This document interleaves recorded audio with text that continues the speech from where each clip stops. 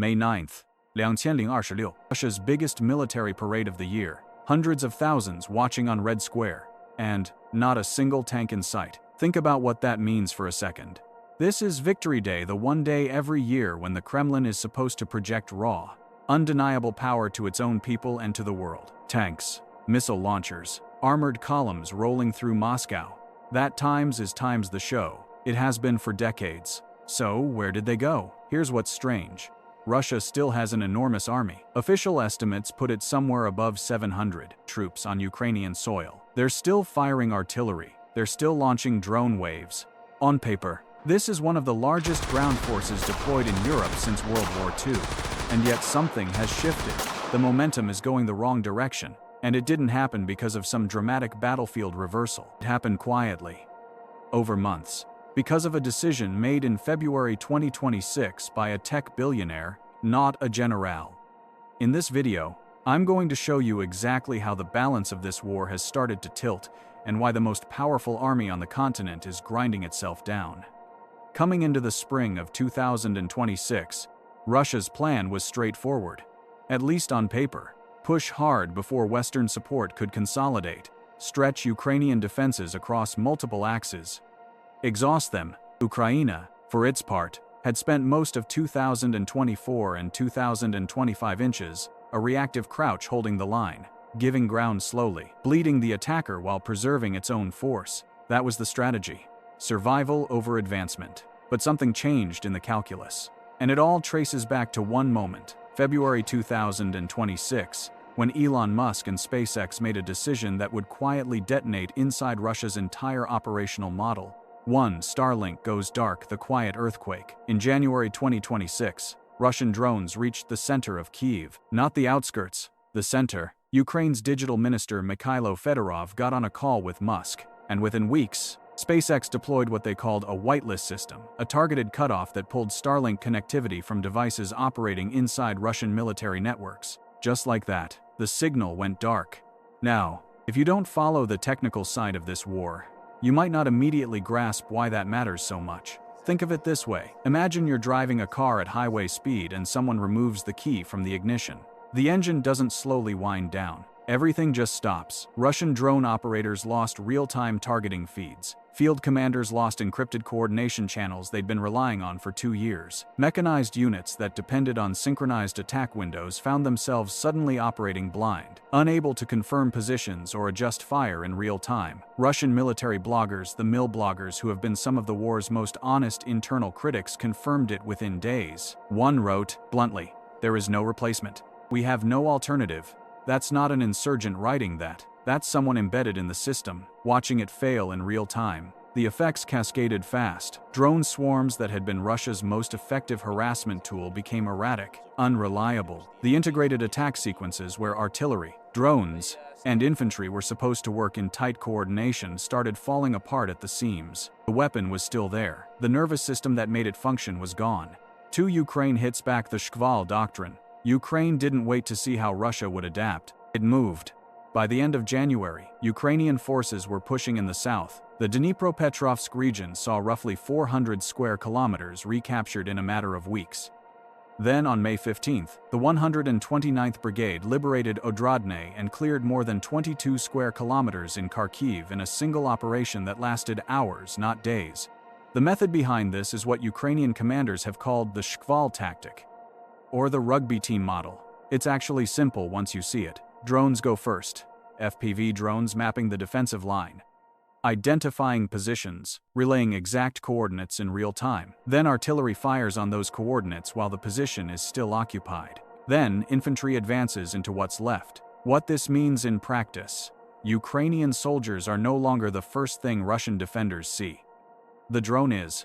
And by the time a soldier is moving forward, the resistance has already been degraded. The results speak for themselves. Casualty rates on the advancing side dropped. Speed increased. Russian defensive lines that took 6 months to build trenches, minefields, hardened positions collapsed in hours under this sequence. The doctrine didn't require more soldiers. It required better sequencing, and Ukraine had spent 2 years of defensive warfare learning exactly how to sequence it. 3. The machine that eats itself. Now let's talk about what's happening on the Russian side. because this is where the real story gets dark. Russia is losing approximately 35,000 soldiers every month. That number comes from The Economist, cross-referenced with ISW tracking data, and it's been consistent across several months of reporting. The problem isn't just the number. The problem is the math of replacement. You can't regenerate a trained soldier in weeks. You can recruit a warm body, but when you send undertrained conscripts into high-intensity positions, the casualty rate climbs even higher, which creates a greater shortage, which forces more undertrained replacements. The loop tightens. We've seen the structural consequence of this play out directly on the battlefield. Russia has been pulling elite units, the 90th Guards Tank Division, VDV airborne formations off one section of the front to shore up another that's collapsing. You rob Peter to pay Paul.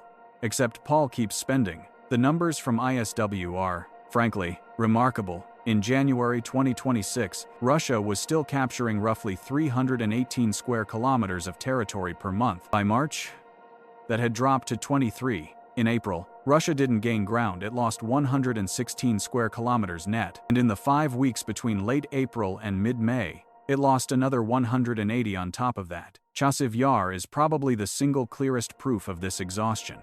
Russia has been throwing assault after assault at that city for more than 16 months. It has not fallen. Military historians will recognize this pattern. In 1916, the German army laid siege to Verdun with the stated intent of bleeding France dry, of forcing the defender to spend lives faster than they could be replaced. The strategic logic consumed the attacker instead. Germany bled out at Verdun. The French held. Putin's logic in this war has always been attrition, outlast the West's patience, exhaust Ukraine's manpower, grind them down. What the numbers are starting to show is that the grinding is happening in the wrong direction. For the paradox of 700 men. So here's the paradox you're left with. Russia has more soldiers on Ukrainian soil than at any previous point in this war. It has artillery, it has missiles, it has drones, or it had drones. On every raw metric of military mass, Russia should be winning this. But mass without coordination is just weight. And without Starlink, Russia's drone operators are flying partially blind. Without precise targeting feeds, artillery is less effective. Without synchronized communication, Cbay 000. Men don't fight as a unified force. They fight as disconnected units, unable to amplify each other's actions, burning men and equipment at an intersection where nothing connects. For the first time since 2022, Ukraine is no longer reacting to Russia's tempo. It is setting the tempo. The Shkval doctrine, the liberated territory in Dnipropetrovsk and Kharkiv. The 16 months of Chasiv Yar holding these aren't accidents. They are the output of a force that has learned to fight smarter while its opponent has begun to fight slower. 500,000 soldiers mean nothing if the network that binds them is gone. All that power and without connection, it's just weight pressing down on itself. Which brings us to the one question that actually matters going forward. Can Russia find a replacement for Starlink before it's too late? They're looking.